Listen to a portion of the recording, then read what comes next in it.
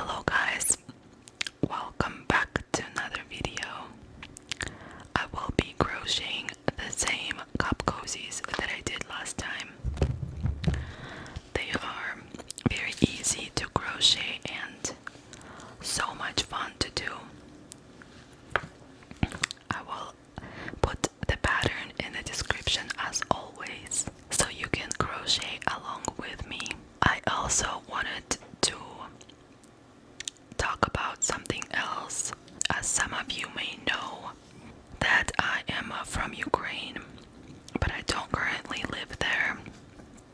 I actually live in the United States at the moment, and I've been living here for more than a decade. Unfortunately, I do have some immediate family that lives in Ukraine, and they actually live in the Donbass region, which is the frontline region at the moment. Most of the city where my family, my dad, my grandparents, and some of my cousins are, it's pretty much destroyed at the moment, but they are still surviving there. The reason why I didn't want to bring it up before is because I do talk about very depressing stuff already, and I didn't want to bring up more sad news, which is already on the news that you can see about Ukraine if you watch the news. So I didn't want to talk about it as much. I have noticed that there's been a lot of organizations that have been asking for donations towards Ukraine to help civilians there or the Ukrainian army. And I'm not sure if any of these organizations are legit. I would hope so, but you never know in this world right now. So I know in the Donbass region, most of Donbass, where is Donetsk and Lugansk area, especially Donetsk area, they don't have any electricity, they don't have any banks working there. There's no way to get any supplies there, and to transfer money to loved ones at the moment. So the only way to get supplies at the moment to my relatives and to people that live in a frontline Donetsk region is through volunteer organization that I found, and I will link their PayPal in the description if you guys are willing to donate. And I know that they're legit, and I will link their Instagram as well so you can watch their videos, and they are really helping civilians to evacuate. They bring supplies, they have special vehicles, they bring water, food to regions that are very hard to access at the moment, and they risk their lives for that. So I never wanted to talk about this and bring this up because it's really hard for me as well to talk about, since my immediate family is there and this is actually their reality right now. Even $5 of donation will help them because they not asking for money at all, but the money that they get is going 100% towards evacuation and rescue and helping Ukrainian civilians. So I would suggest, if you are wanting to donate to Ukraine and you don't want to put your money somewhere where you don't know where it's going, because some of these organizations, I'm not sure if my money will go towards Ukraine or Ukrainian people, and it will just vanish, but this is actually a legit organization, and they are just a few guys there, and they risk their lives every day. So thank you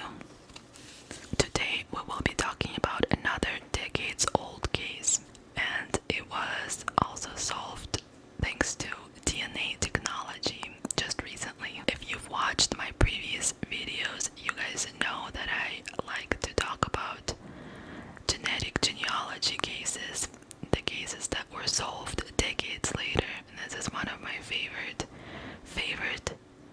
cases to talk about, because I'm always so fascinated that these cases were finally solved, and it's even more amazing when some of the family members are still alive and there to witness. Eve Wilkowitz was born in Oakdale, New York. She was born on April 17th, 1959. She was described by her friends as having a heart as big as her dreams.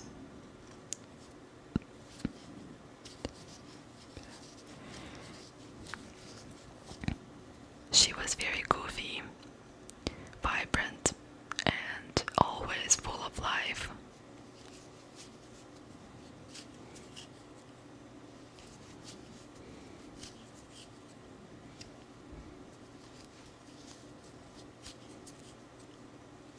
She had big dreams for her future, and she had a bright future ahead of her. Unfortunately, her mother passed away when Eve was only 17 years old.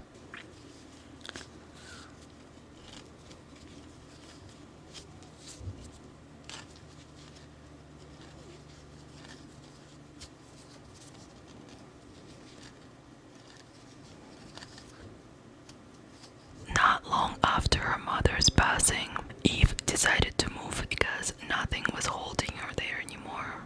Eve moved to Bayshore, Long Island, with her good friend Robert Grogan, and the two ended up living together as roommates for a little bit over 2 years. During this time when they lived together, Robert recalled that Eve would often complain that there's some random strange guys following her from the train station.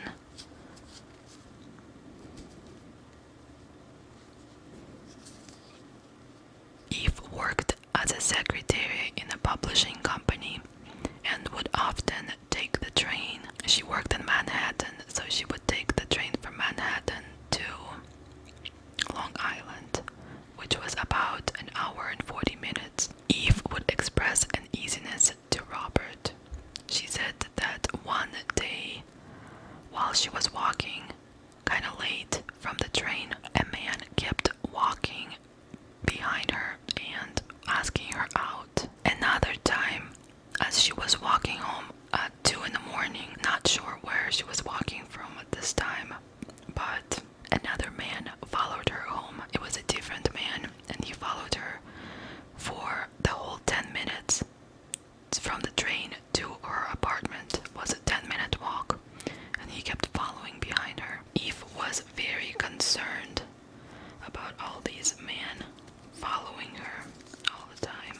Eve started dating a young writer by the name of Jack Dempsey. Not much is known about their relationship, but everybody was saying that things were going really great for them. They were only dating for 6 weeks at the time of the tragedy. So on March 21st, Eve was going on a date with Jack. As usual, it was just a normal day for the couple. It was a Friday, and Eve and Jack just returned from a movie. They went out somewhere in downtown New York City. So the couple was head over heels at this time in love with each other. They just recently finally said the L word, and it was very new for them. They did go out to eat somewhere and then decided to go back to Jack's apartment, and actually found Jack's blog that he wrote in, I think,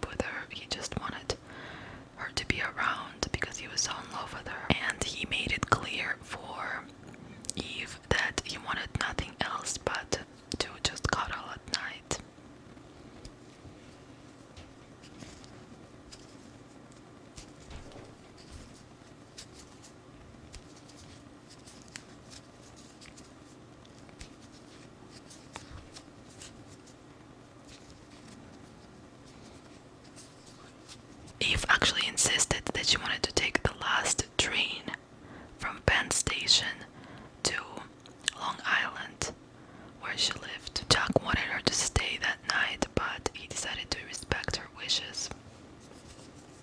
So Eve was actually so tired that she ended up falling asleep at Jack's place and asked Jack, if she does fall asleep, to wake her 15 minutes before the train comes so she can go catch the train. When Jack woke her up, he asked Eve again if she wanted to stay at his house because it was so late and next day was Saturday. She didn't work on Saturday. Eve said she has a lot of things planned for that day, but she did want to hang out with Jack the rest of the day, so she was gonna do her errands and then spend the rest of the day with Jack. So she told him that not to worry, they're gonna see each other tomorrow for sure. Jack called taxi and he got in a car with her and ended up going with her to the Penn Station on a cab. And then he saw her get on the train, wave goodbye to him, and then he went back to his place on the same cab. Eve was actually so tired on the way to Penn Station in the cab that she actually fell asleep on Jack's shoulder, as he remembered. Since it was so late, while at the station, Jack, before she went on the train, she actually offered to go with her on the train, walk her to her apartment, because after the train, she still had 10 minutes to walk from the station. But Eve insisted on going alone, and she even started arguing with him, so he decided to let her go. He wasn't too worried for Eve because he saw that there were a lot of people coming back from Madison Square Garden after some game that ended. There were a lot of people on the train, so she wasn't alone there. After he said goodbye to her, he saw her step down on the train. After he saw her get on the train, she waved at him, and this was the last time anyone has ever seen Eve alive. So by 7 in the morning of that day, Robert Grogan, who was her roommate, noticed that Eve still didn't make it home. So he waited a little bit longer until the evening of that day, and this is when he was thinking there's something wrong. So Robert decided to report Eve missing at the local police. Eve's sister, Irene, and father decided to start calling around local hospitals to see if anyone was admitted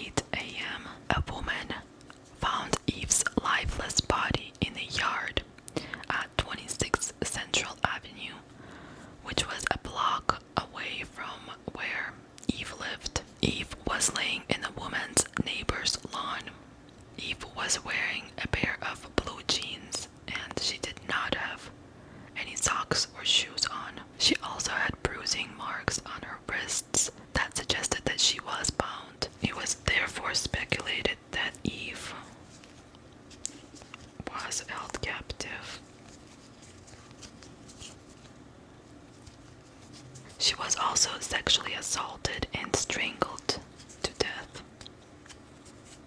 according to the coroner. And it was determined that this happened just hours before her body was found. So she was held captive somewhere for a few days before she was killed. Police said it was at least 3 days that she was held captive. There were so many questions surrounding this case. Was it one of the men that kept following her almost every day? Did Eve know her attacker? This was all a mystery.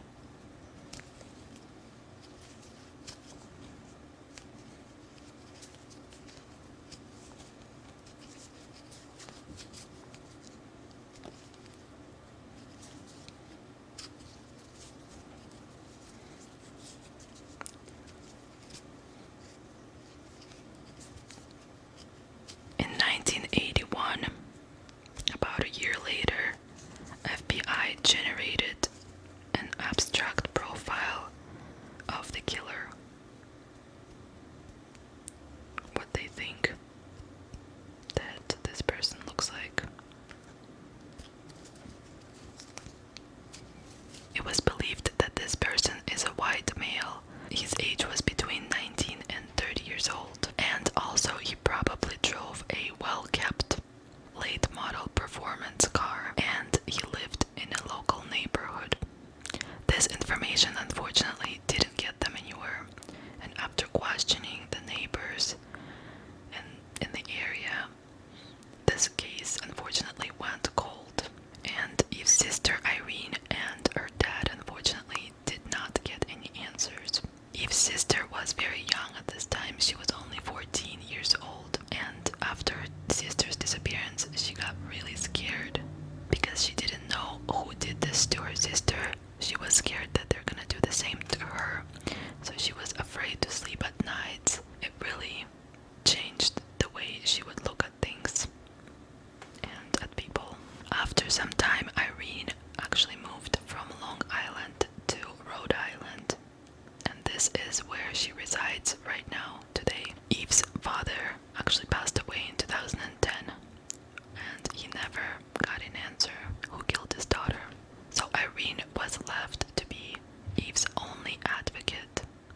Irene actually constantly wanted to keep in touch with detectives and emailing them, asking them to contact her if there are any updates. In 2018, Irene's son, who was in his early 20s, found out that there's a new investigative technique that authorities have used before to identify the Golden State Killer. This is called genealogy, and we know this also from my previous videos about this. So if police enters crime scene DNA into consumer DNA database such as myheritage.com, 23andMe, and Family Tree DNA, they would be able to track down DNA to the person who submitted their DNA to one of these websites and either find the killer or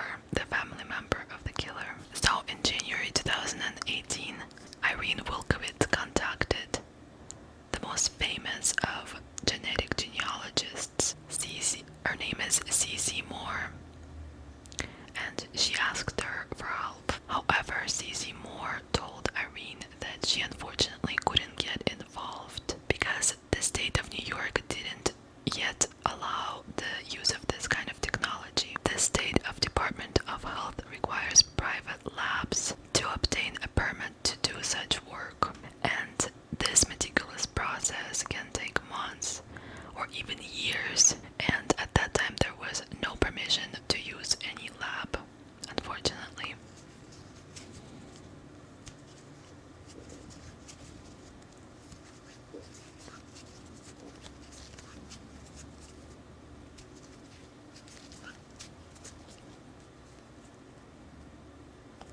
So her sister went and pleaded with the Suffolk County Police Lieutenant Kevin Boyer. He was actually a homicide detective and was assigned to Eve's years. So the detective and Irene couldn't really do anything and were frustrated about this issue. But in December of 2019, Suffolk County Police came with a workaround this issue. They asked New York Department of Health to let them send semen that was found on Eve's body, because FBI actually helped with the original investigation in 1980, and FBI was not restricted by New York laws. The state and FBI agreed upon this, and in July of 2021, so this just happened last year, an FBI agent that specializes in genetic genealogy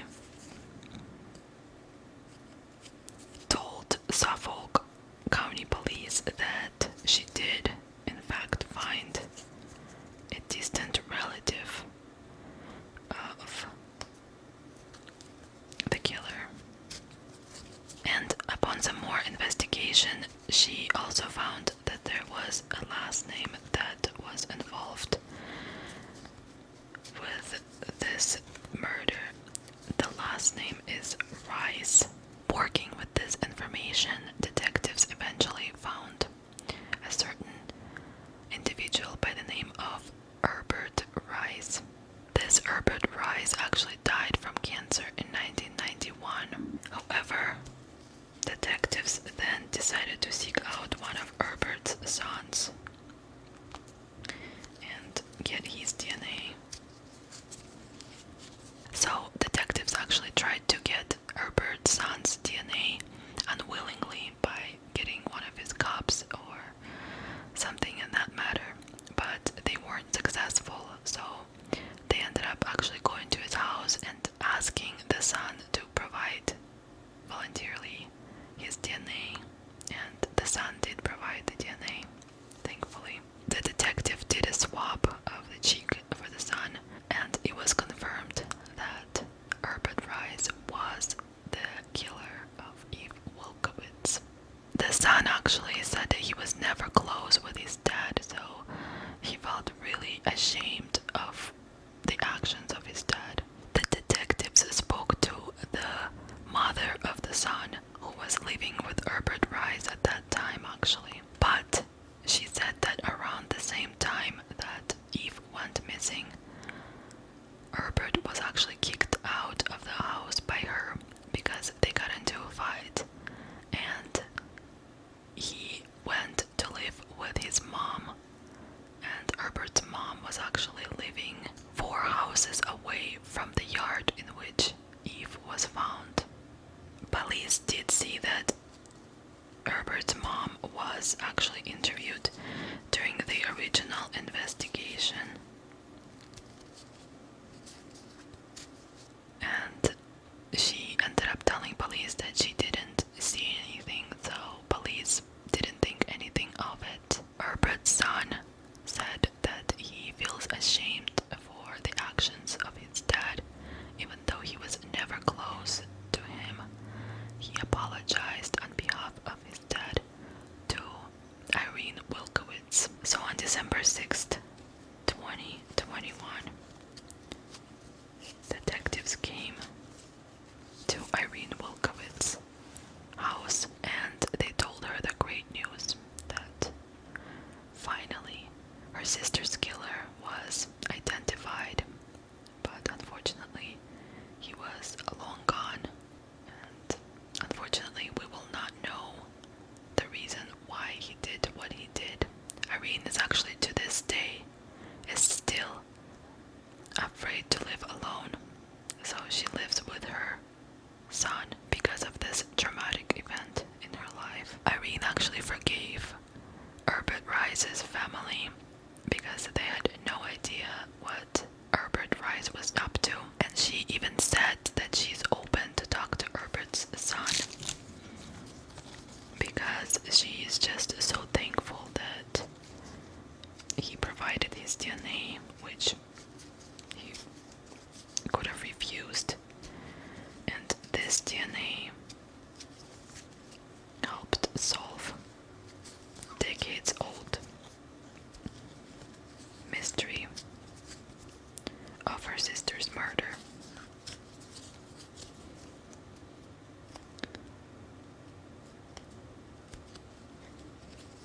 In March of 2022, police was actually able to get a search warrant to extract Herbert's body from the grave to make sure that he is